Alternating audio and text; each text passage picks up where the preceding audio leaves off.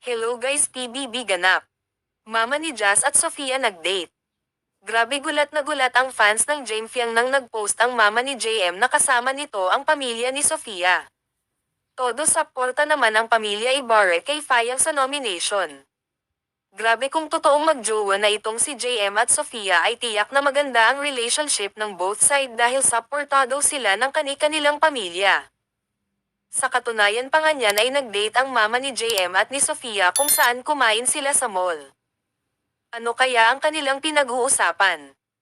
Napansin din ng netizen na sobrang clingy din ng mama ni Sofia kasi grabe ito makayakap sa mama ni JM. Talagang may pinagmanahan din pala si Sofia. Halos mga post nga sa mama ni JM ay tungkol sa Jaemfyang. Napa-comment naman ang mga netizen bakit hindi daw sinama ang mama ni Jazz. Grabe talaga magpatawa tong mga Jaemfyang. Kaya't kabang-abang ang mangyayari pag natapos tong season na to at magkita-kita na sila sa labas.